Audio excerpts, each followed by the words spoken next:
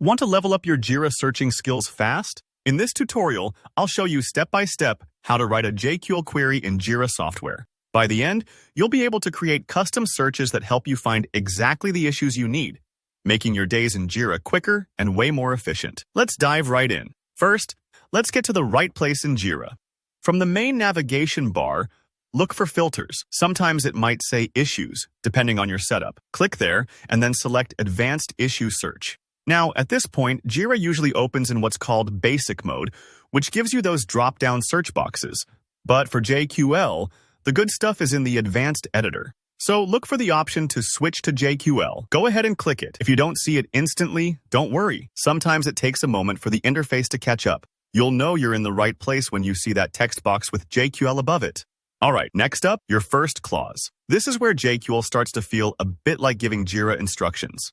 Every clause has three parts: the field, the operator, and the value. Fields are basically the characteristics or attributes of an issue you want to filter by, things like project, status, or assignee. Think of a field as the question you're asking about each issue. Operators are just the punctuation that tells Jira how to compare the field and value. For example, equals means exactly matches. Int means doesn't match. In lets you specify a list of possible values, and eor are useful for dates and numbers. Values are the specific things you want to find. For example, say you want to track tickets in your website launch project. Your value is website launch. For status, you might use open or done. And for users, you could use a username or a dynamic function like current user, which is pretty handy if you want to see issues assigned to yourself. Let's try a simple example to make this real. Type in project equal development. This tells Jira, show me all issues in the development project. Notice as you type, Jira will offer auto-suggestions, which can save you from mistyping field names or values. If you're ever unsure which fields are available, just pause and look at those suggestions. They're genuinely helpful, especially when you're learning.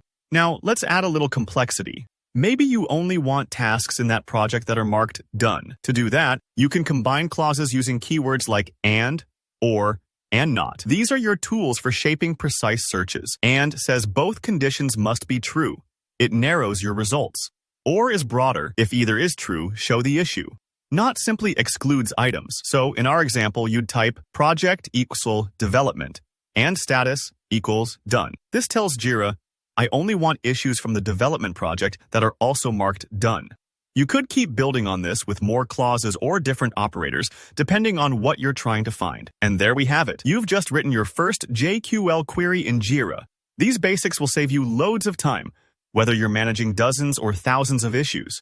If you hit any hiccups, remember, Jira's auto-suggestions are there for you, and you can always tweak your search until it fits what you need. Thanks for watching. If this tutorial helped you, please give it a like, and drop any questions you have in the comments.